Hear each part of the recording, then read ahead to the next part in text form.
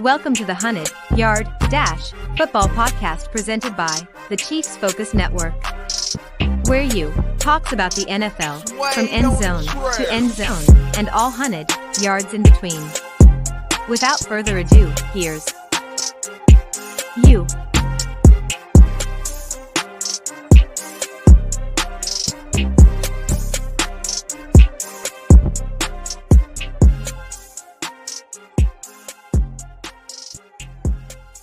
Yo, what it do? This is the 100-Yard Dash Football Podcast. I'm your host. You. That is the letter U, not the word. And I'm talking about the NFL from end zone to end zone and all 100 yards in between. You have to excuse me because I did not pull up my notes. I was kind of eager to do this show today, so give me a moment. But my name is you, the letter, not the word, and I'm your host. What it do? And you can find this podcast wherever you get your podcasts. You can find it on Twitch, the live stream. You can find it on Twitch. You can find it on YouTube or wherever you get those as well. I do this about once a week, normally on Wednesdays. But, you know, I got a big family, so you never know what could happen. But like I said, mostly it's normally on Wednesdays. Sometimes I do it earlier. Sometimes I do it later in the week. If you set your notifications, like and subscribe and so forth and so on, then you can know when I'm on. You can join and interact by joining the StreamYard stream, the Chiefs Focus Twitch stream. You can hit us up on YouTube. Chiefs Focus YouTube page or mine. And again, thanks for listening. This episode of the 100-Yard Dash is brought to you by Manscaped. This episode is brought to you by Manscaped. Use the code ChiefsFocus to get 20% off of your order. Manscaped. Your balls will thank you. Yeah, they will. Yeah, they will. We keep it moving.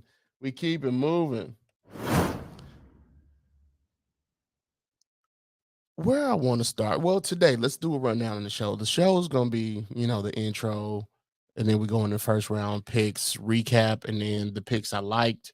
Then we'll go into picks I didn't like, and then we'll end the show. First, we got the news.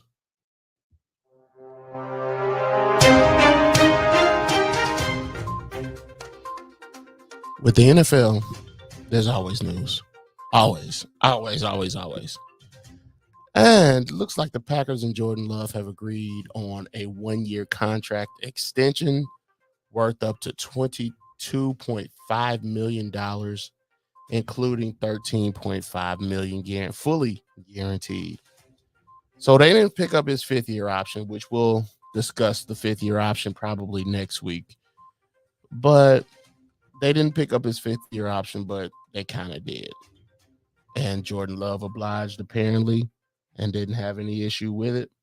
So he will be, they will get to view his production for 1 more year before they decide whether they're going to move on or keep him. So the Packers and Jordan Love have agreed to a 1-year contract extension worth up to $22.5 million, including $13.5 million guaranteed. It's almost as if he had the 5th-year option already, and the extra money is for the money that isn't fully guaranteed. It's like a bonus or some sorts. So let's move on. Well, that didn't work. We'll try that again anyway. So the draft was in Kansas City. It's my city, born, raised, so forth and so on and what have you. And I think the city did a great job of showing up. And I want to commend them. I want to commend everybody that was part of it, because that was a huge production.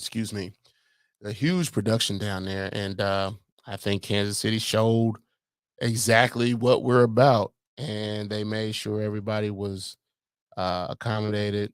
And I know some things didn't turn out the way certain companies or businesses wanted it to, but hey, you know, that's always a crapshoot. But in general, I think the city showed up and showed out, and I commend them for doing so.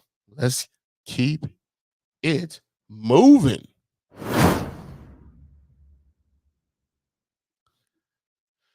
So the first thing I got is, why do we y'all remember when y'all were kids? And I'm just going off the cuff here. Y'all remember when y'all were kids and you played dodgeball, you played kickball, whatever. Y'all had teams when we were in grade school. You had teams. And you remember the first person you picked. And normally that was either your best friend or the biggest, most athletic person that you can think of, right? And that's basically all the NFL draft is. Trying to find the guy that can help you win. And normally, in most people's mind, that is the biggest and the baddest guy out there. And if not, you pick somebody you know. It's just the familiarity of it, right? Before we get into it, the draft trade record got broken this year. 43 trades over 3 days. The 43 trades over 3 days. The draft trades were broken this year. And I think that's interesting to note because people were talking about this seems like a weaker class as far as certain positions are concerned, which is, that remains to be seen. All this remains to be seen. And let me put this caveat out there as well. Even with I'm gonna be wrong on some of these picks. That's fine with me. That's kind of the nature of the biz. You're gonna be wrong at some point. It's kind of nature of being a husband. It's kind of the nature of being a man. You're gonna be wrong sometimes, and it just is what it is. But I expect to be wrong on a few of these, and I want to be wrong on a few of these. I wish all these gentlemen the best of luck in their career. I want them to do well. I want them to be the best they can be and show up and show out. But I plan on being wrong on some of these, and that's okay. That's okay. You can call me out on it. It's fine. It's fine. I will deal with it. Just the way it is. But the trades were interesting because I know last year a lot of people said that certain things was happening, and then you had the COVID year, and it was just so much going on. And I think this year it felt like it was a weaker class based on the general consensus. And I think the trades, these 43 trades over 3 days, had a lot to do with that, with people's thought on that. So I don't know exactly how it'll turn out, but I look forward to seeing what it is. So let's get into it. With the number one overall pick, I said about to say the North Carolina Panthers. The Carolina Panthers, they traded with the Bears earlier this year, and they picked Bryce Young. Bryce Young, see, that's the thing. This is what Frank Reich did not get in Indianapolis. He didn't get to pick his quarterback early or often. He didn't get to draft a young quarterback. He had to deal with whomever they decided to bring in to have him, work out the system. Bryce Young from Alabama. Frank Reich gets his guy. He gets somebody he can mold. He gets somebody he can work with for a long time, hopefully. He gets somebody he can build a team around. They need wide receivers. They need offensive line. They need a few things, but I think that this is a decent pick. I think I'm not a huge fan of Alabama quarterbacks. I was a fan of Tua when he came out, but he didn't really what's the word I'm looking for? He didn't really live up to my expectations. I definitely expected him to be a little bit more than what he is, but hey, whatever. It is what it is. So Bryce is your number one pick, and I do feel like he will be good for them. I don't know what that means as far as his production is concerned, but he'll I think Frank Reich gets to get his guy.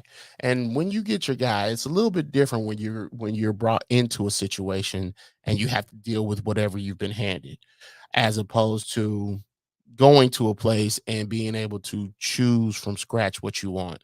And I think that's what Frank Reich gets at this moment with this quarterback. Next, the number 2 overall pick, the Houston Texans pick CJ Stroud. For a long time, I thought that they weren't going to go quarterback, and I think they were trying to convince other people that they weren't going to go quarterback first. I don't know why they were trying to do that. I don't know. I think they were trying to get CJ Stroud this whole time, but I think since Houston had that first pick, they were worried about whether they would be able to pick him. But I think Houston got their guy. And like I said, I thought they were going to pass on taking a quarterback, and I thought that was going to be the absolute wrong decision. Look, as much as we say that it takes a team to win, yes, it does. It absolutely takes a team to win in football. But if you ain't got that guy at quarterback, yeah, you if you don't have that guy, the teams that don't have that guy know that they don't have that guy, and they're looking for that guy. Believe me. So priorities first. I also feel like this was just one of those things that completely purged them of the whole Deshaun Watson situation. Watson's gone. He's been gone. But with the fact that they haven't found that next guy, it kind of hovered over the organization, in my opinion. But now that CJ Stroud is here, hopefully he's good enough to completely wipe the slate clean. But now that they got their guy, I think this will help in the healing and the mending of what this organization could have been. What this organization could have been. Let's move on. Now, Houston Texans actually had another guy that they wanted, and they traded with the Arizona Cardinals for the number 3 overall pick. And they picked Will Anderson IV, defensive end from Alabama. And this seemed like a guy that the coach wanted. This seemed like a guy that the coach wanted. And I almost felt like had they not been able to trade, they might trade with Arizona. They might have taken this guy first. Had they not been able to, had they not been able to trade with Arizona, this guy would have been the number 2 overall pick. I have nothing to say nothing to tell me that they would have. Like, I have no insiders or anything, but it just feels like they would have took this guy. It looks like they really, really wanted him because they gave Arizona a lot. I don't even know. I was going to get the compensation, but man, life happens. But they got Ryan's guy, somebody they can build around on defense. They got somebody they can build around on offense, a cornerstone of sorts. So hopefully DeMeco Ryans, their head coach, is going to be there for the long haul because let's be real, the Houston Texans haven't had anybody head coach for the long haul in quite some time. Shoot, who was the guy before him? Gary Kubiak and Bill O'Brien. It's been a while since both of those guys. So we keep it moving. The Indianapolis Colts are on the clock. And this is one of those situations. Again, this ties into the Frank Reich thing because he was there before. He was their head coach a while ago and got fired a while ago. But Indianapolis Colts, this is another situation where having a former quarterback that was good hovers over the organization. And now this feels like a purge. We will see what happens, but it feels like a purge as the Indianapolis Colts pick the number 4 with number 4 overall, Anthony Richardson, quarterback from Florida. I I don't know if I thought this because I heard around that they were trying to get Will Levis would be chosen here, but you know, the Colts say he's going to learn by doing. He's going to get in. He's going to do the on the job training thing, which is fine. As far as I can remember, I always get the guys mixed up. The Eagles and I always get the Eagles and Arizona Cardinals head coaches mixed up. I think Shane Steichen's up there with the Indianapolis Colts. Shane Steichen. Shane Steichen was the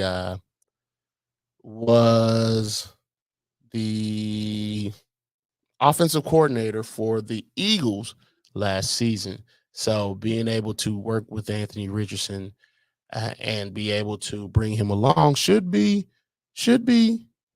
not as difficult of a task as it may kind of seem, but shouldn't be that difficult. So the Colts say he'll learn by doing the on the job training. And again, I just thought it would be Will Levis here, but they decided to go Anthony Richardson. With the number 5. Oh, where's my number 5? With the number 5 overall pick, let me find it.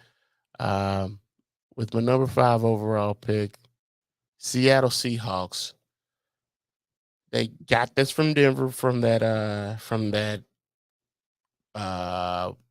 Russell Wilson trade. But they get Devon Witherspoon, cornerback out of Illinois. I like the kid. I like his aggressiveness. But having Diggs, Jamal Adams, Woolen, and Witherspoon in the backfield, I feel like they might be trying to recreate the Legion of Boom.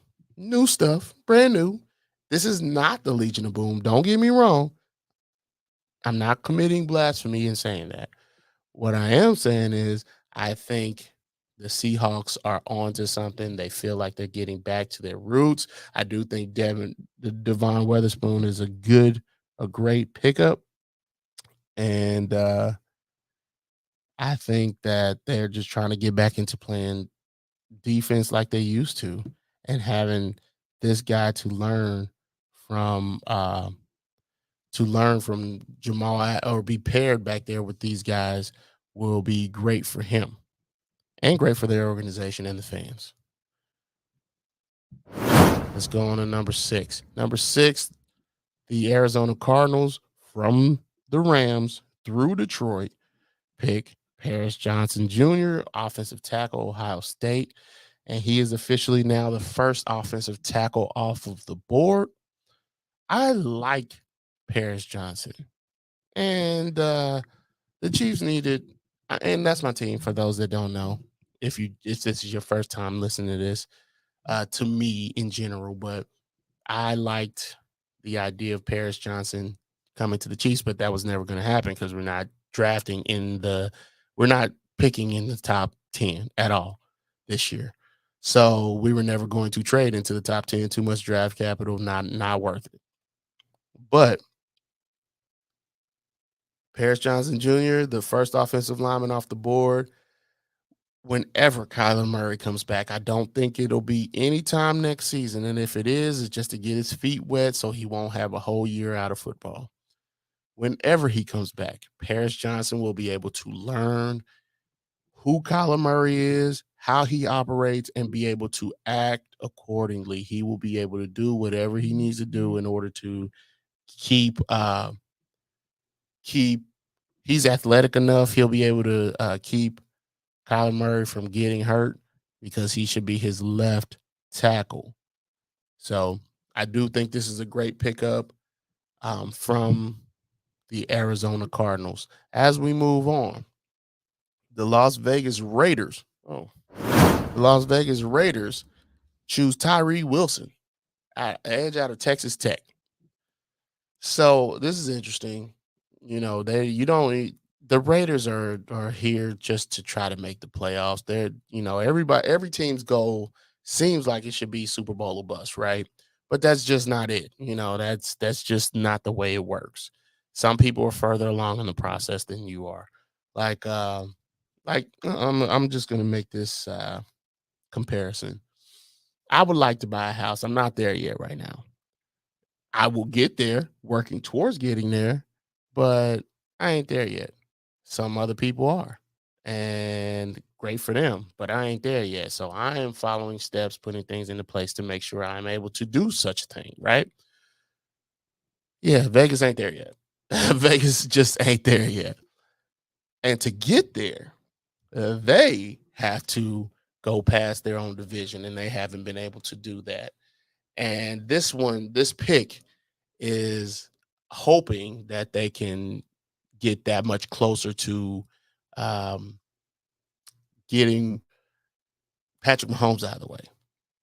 I'm a little shocked that they didn't go quarterback to learn behind the often injured Jimmy Garoppolo. But I know Josh McDaniels is a creature of habit. I don't believe this is his best move. As far as the quarterback is concerned, I don't believe this is the best idea for him. But I do understand the move, and I think this is why I believe it's best to go. They did what they thought was best to when you're going against Justin Herbert, against Patrick Mahomes. I think they did what was best. Now you put Tyree Wilson along with Max Crosby and Chandler Jones on some levels. That could be a formidable challenge for the likes of Herbert and Patrick Mahomes and whoever, and Russell Wilson for that matter. I think everything's a challenge for him, but we keep it moving. Let's go with number 8. Pick number 8, Bijan Robinson out of Texas, running back out of Texas. The Atlanta Falcons choose a running back out of Texas. I'm here. I am always here for picking best player available. BAP, right? But boy, I don't like the positional value. It just, for me, I can't justify a running back in the top 8. Like maybe I've been conditioned too much by the media saying that running backs are a bad pick. Maybe I've fallen victim to that, and I can admit that. But at the end of the day,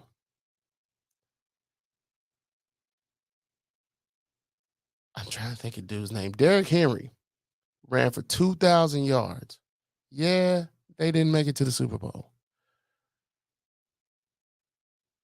The last teams that have went 2,000 yards, they made it to the playoffs. They didn't make it to the Super Bowl. And I know we're here at the Atlanta Falcons where they are just trying to make the playoffs, right? And Arthur Smith is one of those guys that likes to run the football, but I just don't understand this.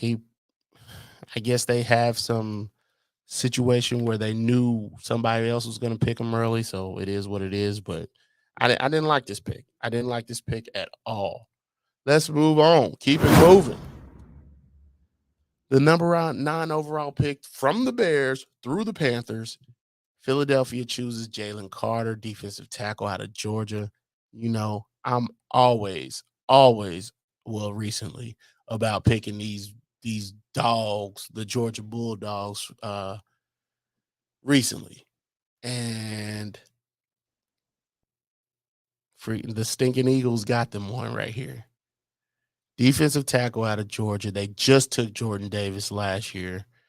And so, they were the top pass rush last year. And looks like this is the theme year in, year out. They got 3 dogs now at this point. So 3 Eagles, 3 former Georgia Bulldogs. And that will continue to be a theme, as we will see later. I'm just going to keep it moving.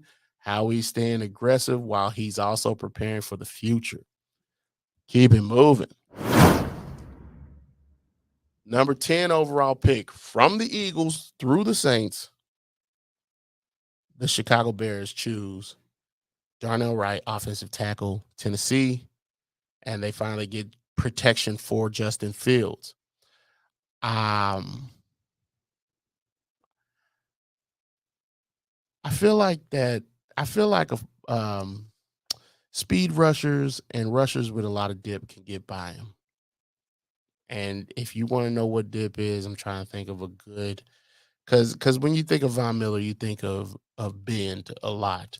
Trying to think of a good guy that can give you a lot of dip inconsistently when he's rushing the passer, and no one's coming to me. But I think anybody, speed rushers, could probably get Darnell Wright on the ground, but Darnell Wright he's protection, and for a team that runs, he can get out in space, and when he gets out in space, he works better.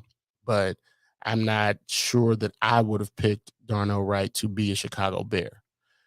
Not at the number 10 pick. I just have issue with it. I could be wrong, but as of right now, I just wouldn't have done it. Now, the Tennessee Titans choose Peter Skoronski, and I like Peter Skoronski a lot, out of Northwestern, offensive tackle out of Northwestern. The Titans, they feel like they're building for whoever their next QB is. And with that being said, they end up picking in round 2, they end up picking up Will Levis. Forgot what school he's out of, but they ended up picking up Will Levis. And so they're building for the future, because they got to prepare for when Tannehill is gone. And they picked up running back out of Liberty last year. They picked him up last year in the 3rd round, and he's not good. He wasn't good last year. He can develop and whatnot, but I think they've mentally decided they're moving on from him, and they're probably going to go with Will Levis, who they picked up in the 2nd round this year. But Peter Skoronski will be he will be guarding for them probably sooner rather than later. So Skoronski has shorter arms than I would like, but he has tenacity, and he stays with the pass rush. So I think he's a good pick for them. Let's keep it moving. With the 12th overall pick, the Detroit Lions pick Jahmyr Gibbs, running back out of Alabama. I like Gibbs, but not at the 12th pick. Not for a team like the Lions, who were a game away from playoff contention. I just don't see how a running back is going to net you one game. And in a league, in a division without now Aaron Rodgers, I don't understand why you go here with this pick. I just don't get it. I know Dan Campbell is old school. He likes to run the ball, play great defense, and QB don't screw it up. I get it. And I know they're probably planning on using Jahmyr Gibbs and other things besides merely just running the football. But geez, man, I just don't understand. I don't get it. I'm tired of talking about it. Really, I just don't understand why in the world they would pick Jahmyr Gibbs with the 12th overall pick. I don't get it, and I'm tired of talking about it. So we gonna keep it moving. The Greenwoos with the number 13th overall pick from the New York Jets, Lucas Van Ness, edge out of Iowa. This pick kind of took me by surprise. The Draft Network, I didn't know that much about Lucas Van Ness when they drafted him originally. The Draft Network says his cons are block recognition, expanding pass rush repertoire, and inexperience. And based on that alone, I am out on him as a first rounder. He is very limited. I don't know, man. I don't know what this situation is, But since they had have a plan with Jordan Love and they drafted a wide receiver last year, maybe they figure it's time to work on this defense. And that's fine. But I just don't know. Sometimes I don't know what to think, and I don't know what to think here. And this is the pick that the number 13 overall is the pick they swapped with the Jets. As we keep it moving, number 14 overall pick, Broderick Jones, offensive tackle out of Georgia. The Pittsburgh Steelers choose him as they traded with the Patriots to move up to get him. Alejandro Villanueva they got rid of him 2 years ago, I want to say. They got the guy. If he can stay healthy, I think Broderick Jones will be a beast for them moving forward. This is the guy who I wanted for the Chiefs. I like the Georgia Bulldog pedigree. He's a dog. My only issue is he doesn't have a lot of starts under his belt. Okay. He's not, I think he played a year, maybe 2, if I'm not mistaken. But he doesn't have a lot of starts on his belt. And having those starts from guys in college and then coming up to this level of play, because this is different than you've ever experienced in college. Yeah, that could be a little bit of an issue. However, if he's the right guy, he can turn that into a positive for himself. What do I mean by that? I think that not going up against a bunch of younger guys and all that, he can learn mechanics now that'll serve him for the rest of his career without having to unlearn things that were in college against lighter, faster, less strong guys, because this is a different league. This is a different league. And it's not, while it's different, while it's the same as far as the pass rush and the strength of guys, the speed of the game is a lot quicker in the NFL. And I think that having him only do 1 year could serve him well, but that's only if he's one of those quick learners. He's got to be one of those quick learners. So, I mean, we'll see what happens, but I don't like the inexperience, but he can use it for his betterment. Let's keep it moving. Because I only got 30 minutes left to get through. I'm halfway through. Pick number 15, the New York Jets, with the trade from the Green Bay Packers, choose Will McDonald IV, linebacker out of Iowa State, which is interesting because for the longest time, like I would check all these different mock drafts, and they would mock Will McDonald IV to the Chiefs at 31, which was interesting that he didn't fall that far down. He actually went at 15. If Will can be that guy for the Jets, expect him to be a leader. Quinnen Williams is up there on the line, and I think he's due for an extension this year. Will McDonald's a linebacker, edge, hybrid type of situation, and then Sauce Gardner in the DBs. They got their leadership core moving forward on the defense.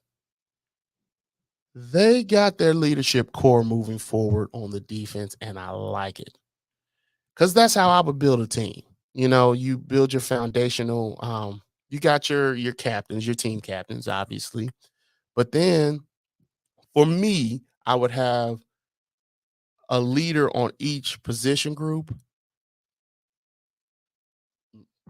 i.e., you know, your number one guy on cornerback. I don't know how head coaches do it, but that's how I would do it. I ain't no head coach, obviously, but that's how I like seeing it. I've seen what other coaches may be doing, and that seems like it was one of the things that the Chiefs did when Patrick Mahomes first got here, and it seems to work. I could be wrong, but, you know, it is what it is. Let's keep it moving. The Washington Commanders, who I'm interested in seeing who the new ownership possibly could be. choose with their 16th pick, they choose Emmanuel Forbes, cornerback out of Mississippi State.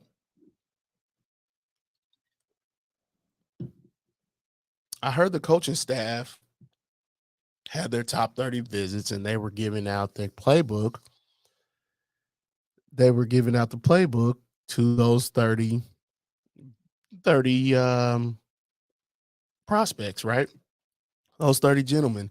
And I think Forbes, it's from what I heard, I can't remember who I heard it from, but I heard Forbes was the only one to mail the $100 back.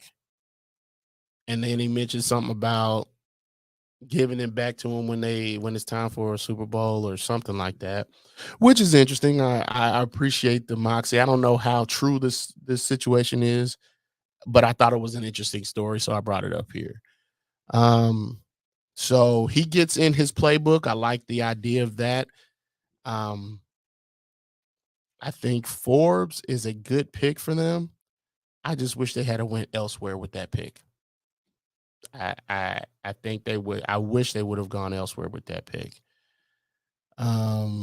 Personally, I probably would have moved up for Will McDonald if I was them, because I know two of their guys, their edge rushers, are not working out so well for them. I think they've declined fifth-year options or they're about to. And I would have just replenished the defensive line. But we keep it moving. The New England Patriots with pick number 17 from Pittsburgh, with the trade from Pittsburgh, they choose the cornerback out of Oregon, Christian Gonzalez. Hold on. It says Mississippi State. Don't get charges to my head, not to my heart. But a cornerback from Oregon, Christian Gonzalez. I don't know whether I don't know. I expect this to be a good pickup for them. I like his play recognition. I think Belichick can coach him up. And I see very little downside to his game, but I don't know what I like about the Patriots in general now. I don't know, like the coaching situation. I guess Bill O'Brien's back up there now, which now they actually have defensive coaches, which is great. And that should work for him. I almost forgot that Bill O'Brien was up there now. So this should be better now that there is a dedicated defensive coach. And I actually see very little downside to his game within their scheme, if you understand what I'm saying. So we keep it moving. And here we go with the Detroit Lions again. And they decide to pick up a linebacker out of Iowa. Shocking pick. I shouldn't be shocked because they picked Jahmyr Gibbs already, but I am shocked. They decide to pick two of the least valuable positions to draft in this day and age. 20 years ago, it would have been an A1 pick. This pick reminds me of when the Cowboys drafted Leighton Vander Esch about 5-6 years ago. Is just an overdraft. I didn't even know who the guy was. I didn't know who Leighton Vander Esch was at the time, but I looked him up and I liked him. But he didn't even get his fifth option picked up. And this just seems like a pick in that ilk, in that vein. Jack Campbell, we'll see. I want to be wrong, actually. I want to be wrong. I like Dan Campbell. I'm rooting for him. But he is old school through and through, and I just don't know how well that's going to work in today's NFL. So Jack Campbell gets picked number 18 overall, sent to the Detroit Lions. We'll see how that goes. Let's go to number 19, which is Khalid Kancey. Oh, DT Pitt. That ain't yeah, that's him. DT Pitt. Dude, I like his speed. I really do. I think I expect him to hit the ground running. And the reason I think that is because he is alongside Vita Vea. And I loved, loved Vita Vea coming out of college. Really wish the Chiefs would have been able to be down there to get him, but the stupid Bucks come and he wrecked the offensive line in that Super Bowl. Vita Vea and all those guys wrecked it. But anyway, Kancey will be down there with Vita Vea. His head coach is Todd Bowles. I fully expect him to hit the ground running. Uh, and he should be a force to be reckoned with down there. They might not have their quarterback, but they definitely got their defense together, and they're getting younger as we speak. Let's keep it moving because time is flying, boy. With the number 20 overall pick, the Seattle Seahawks pick up Jackson Smith and Jigba. Now we starting to see a wide receiver come off the board for the first time. With Tyler Lockett, DK Metcalf, and now Jackson Smith and Jigba, they are putting three guys that are specimens on the field, big targets, great hands, and Geno Smith is their quarterback as of now, and he signed that 3-year deal this offseason. Yeah, they're about to rack up some air miles. That's their plan. They plan to rack up a few air miles here, and I am all for it. I'm interested to see it. All for it. Let's keep it moving. See, pick number 21 was forfeited by the Miami Dolphins for the tampering situation. Whatever. We keep it moving. With the number 21 overall pick, the Los Angeles Chargers pick up Quentin Johnston. Sorry about that misspell, but Quentin Johnston from TCU. And I think this is the Keenan Allen succession plan.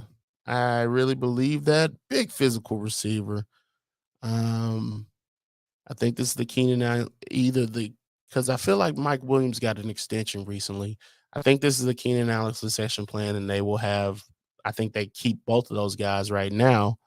I think Keenan Allen will be on this team for 2023, but after that, who knows? So I think this is a Keenan Allen succession plan.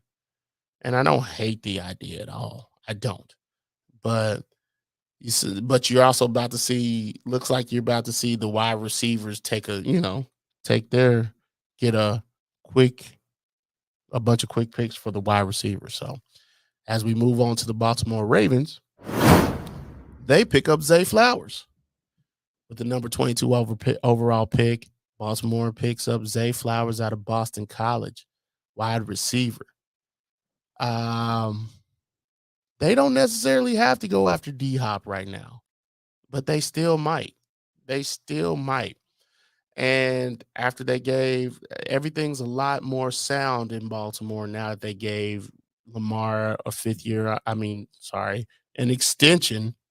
They gave Lamar the extension, so there's no shakiness there. I feel like everything's right with the world right now. I feel everything's right with the world there. You got your wide receivers. You brought in Odell Beckham. You got Zay Flowers. And then you got the guys that you had before. I do think that they still go after D-Hop. Because at some point they got to because they were close last year. They could have beat the Cincinnati, the Bengals. They could have beat them. They just had the wrong quarterback in there. So now they got to make sure that they keep Lamar upright and be able to get him down the field, get the ball down the field. By the by, the Ravens are declining the little bit of news. The Ravens are declining Patrick Queen's 5th-year option. So that's something to note. Let's keep it moving. With the number 23rd overall pick, the Minnesota Vikings select Jordan Addison out of USC. I'm shocked that they're going to keep it moving with Cousins. Cousins is in the final year of his deal. I thought this was where Levis was going. I really did. That way they could get the 5th-year option on him. I still think Levis goes quickly, but I thought Levis would be in Minnesota. And I'm trying to figure out, I don't hate Kirk Cousins, okay? But I'm trying to understand why. What is it about him that makes the Vikings think that they can run this back every year, just keep doing the same thing over and over and just figuring out who the receivers are? I don't understand. They don't even have they've gone through 1, 2, 3 different like 3 different phases of wide receiver up there since Kirk Cousins has got there. And I don't understand why they think that they can just figure it out with Kirk Cousins. Because at one point they had Diggs, they had Thielen, and they had one more guy. I can't remember his name. And with that being said, they had the running back as well. That his name escapes me. And they didn't figure it out with him then. And so they're going to put Jordan Addison with LSU's wide receiver, whose name is escaping me.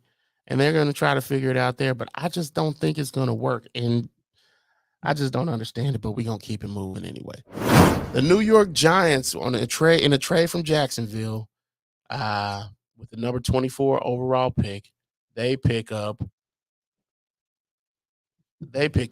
cornerback out of Maryland, Deonte Banks, methodically building their defense through the draft. They've already given the offense the weapons through free agency, and they're giving the defense young weapons through the draft, which I'm not a hater of. They were able to pick up, oh man, I can't even think of his name now. The tight end from that used to be with the Raiders. Now he's with them. And now they pick up Deonte Banks from Maryland, who I think should be able to get in there and just tear it up for the New York Giants. Let's keep it moving. Time's really moving on us. The Buffalo Bills from Jacksonville through the New York Giants select Dalton Kincaid, tight end out of Utah. This was a pick for me that I'm like, what? Because they just picked up, oh man, big tight end out of Mississippi State, if I'm not tripping. That name's gonna kill. Like, oh man. Sometimes you think you could pull these things up. Bills, tight, and Dawson Knox. They picked up Dawson Knox about 3-4 years ago, and I thought he was at the time. I thought it was a bad pick, but he ended up being really, really part of that offense, like a key part of that offense. And seeing them pick up Dalton Kincaid tells me that they might be gearing up big time. This might be their last. I feel like personally, I feel like this is probably their last huge push to get them over the top, get them to the championship game, and get them in the Super Bowl, because they just haven't been able to replicate that 2019 season. I think it's 2019. They haven't been able to replicate that, and just figuring they could give Josh Allen weapons and go from there and figure it out. That's what they're doing. I still think that they pursue D-Hop as long as the Arizona Cardinals decide to what's the word I'm looking for? Not trade him, drop him. And if they drop him, I think it's open season for a lot of teams. And I think the Buffalo Bills are one of those teams. Anyway, we keep it moving. With the number 26 overall pick, the Dallas Cowboys pick Mazi Smith, defensive tackle out of Michigan. At this point, I heard that the Chiefs, and I ain't no insider, so you ain't got to do that. But At this point, I thought the Chiefs were trying to move up, and I don't know if they were. I think they were actually trying to pick him, from what I heard. Don't know if that's completely true or if they were trying to pick someone else, but I heard that they were trying to trade with the Dallas Cowboys, and Dallas Cowboys said no. I wanted the Chiefs to move up here to pick Nolan Smith at this point, but it turns out they were in talks with him, and it just never materialized. So the Dallas Cowboys pick up Mazie Smith, defensive tackle, Michigan. I saw that their star pass rusher. Oh man, what is his name? Ooh, man, time when words get by you. This is why I need a co-host. Um, I can't even remember his name, but when the pass rusher that they have um saw that they picked him, that he was rejoicing. So that's great for them. I think this is gonna be great for them, strength in a strength. So um Dallas Cowboys got themselves a pass rusher in the middle and a run stuffer. So let's keep it moving. The Jacksonville Jaguars are now on the clock, and they choose Anton Harrison, offensive tackle out of Oklahoma. This is one of the teams, or one of the picks that a lot of people had the Chiefs being able to move up to get. This is the pick that they traded with Buffalo. Um, yeah, this is the pick that they traded with Buffalo, and this is and Anton Harris is the pick for the gentleman that left for the Chiefs. This is his replacement. So, yeah, I definitely think that this is one of those situations where Anton Harris will definitely be able to learn, grow with Trevor Lawrence, because I do think Trevor Lawrence still has a little bit of room to grow and get better. I'm not saying he'll get worse. He'll grow and get better, and Anton Harris should be able to grow with him and do what he needs to do in order to get better. Next pick, with the number 28 pick in the 2023 NFL draft, the Cincinnati Bengals draft Myles Murphy. I'm a little shocked here. I'm a little shocked. I thought they were going to go offense here. I thought the Bengals were going to go offense. But they decided to go defense and go Myles Murphy, uh, defensive end out of Clemson. Yeah, more pass rush. I I think there's still some tightness in this young man's pass rush, but he's so strong. He has speed. He has strength. And when I say tightness, I think of bend, and I've mentioned bend before. And I just think he has a little bit of tightness there, but he has the speed, and he has the strength to get out of situations where offensive linemen could put him in certain situations that he'll have to use his strength to get out of. That's the best way I could put it. So let's keep it moving. With the number 29 overall pick, the New Orleans Saints from San Francisco through Miami and Denver choose Brian Bresee, defensive tackle out of Clemson. They're getting younger on their defensive line, which is good. And what it's going to do is help that aging backfield, that defensive backfield. I like this pick. But then again, I was a huge fan of like defensive line help all this kind of offseason. I thought that you had a lot of defensive line help to end the season. Not to end the season, to help build your defense. And if you're asking me how I would build the defense, I would build it from the inside moving out, which is not abnormal for a lot of people, but I would start at the defensive line. It's all about pressure. You keep the pressure up, in my opinion, and then it helps out your cornerbacks and your defensive backs in general. So I'm all about pushing to get these defensive tackles and defensive ends, edge, so forth and so on. So I think this pick could really help the New Orleans Saints. and we're going to keep it moving.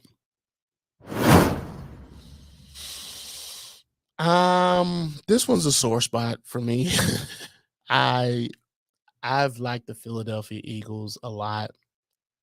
I paid attention to them when Andy Reid was there, and I'm really upset um now that they're doing really well. I'm not upset that they're doing well, but man, they picked Nolan Smith, who was falling, just free falling down these lists, and Philadelphia goes in with their pick that they have for this year, and they pick up linebacker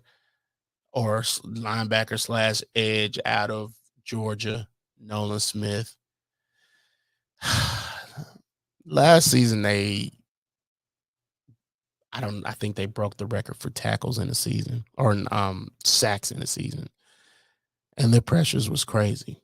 And now they got all 4 Georgia Bulldogs from 2 years ago, a year ago, and this year.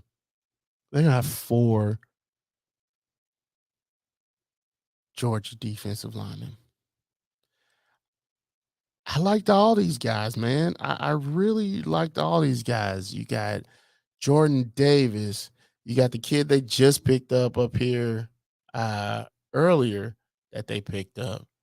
And then they got, this is the one that Nolan Smith, when I saw him tumble down the draft order, I was hoping the Chiefs would really go get him.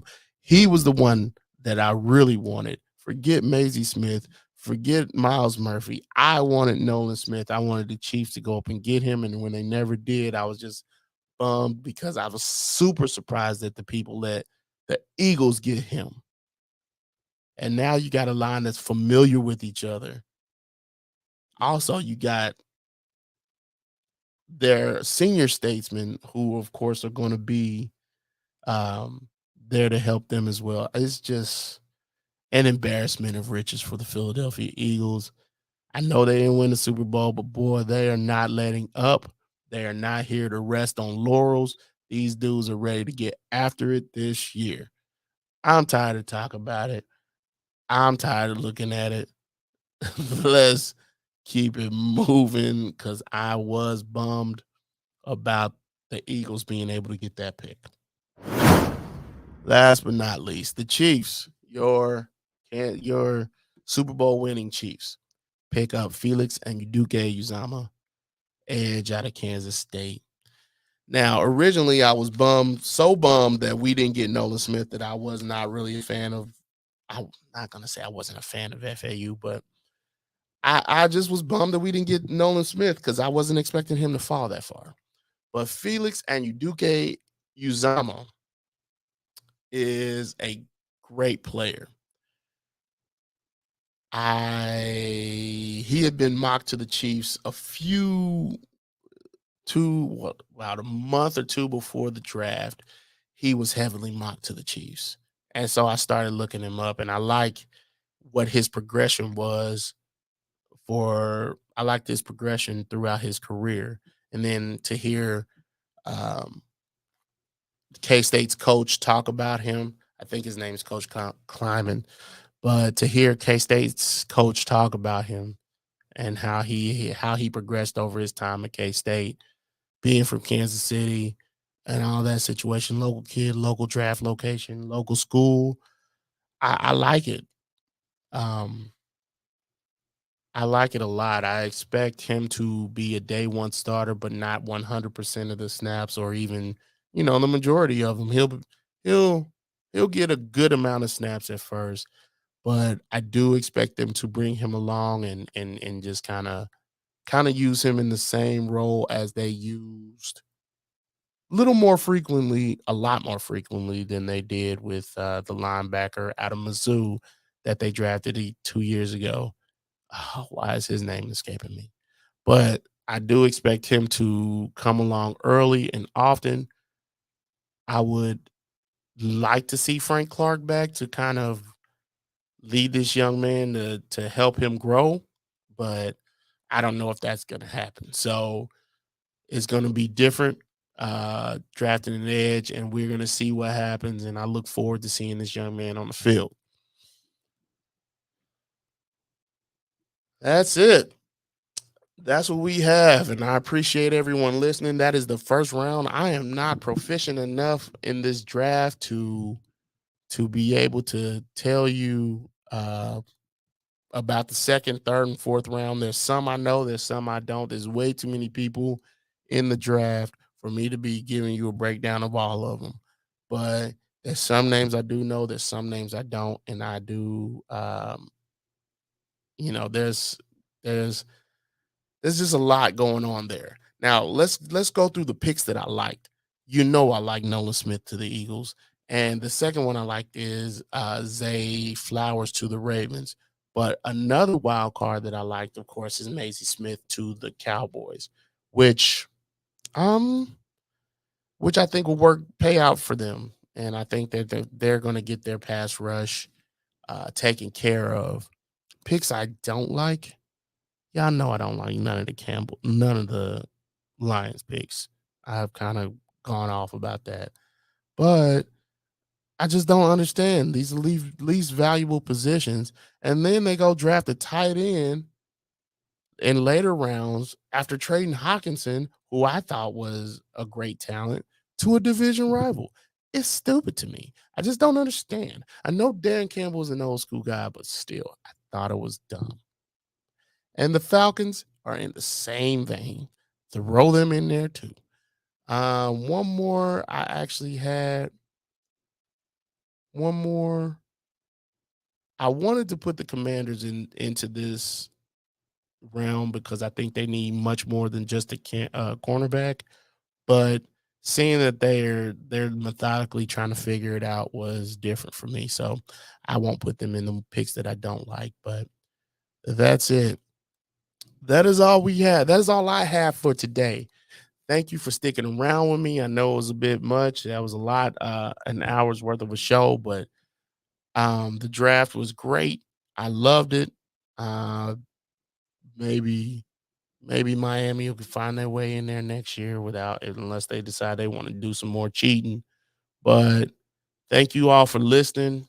Again, this is the 100-Yard Dash, where my name is you, and I'm covering the NFL from end zone to end zone and all 100 yards in between. This is a Chiefs Focus podcast and presented to you by Chiefs Focus, and we appreciate you listening. I appreciate you listening. Can't wait to see you back. Again, I think next week we're talking about fifth-year options, so definitely come in and holler at your boy about that. Again, my name is you. That's the letter, not the word.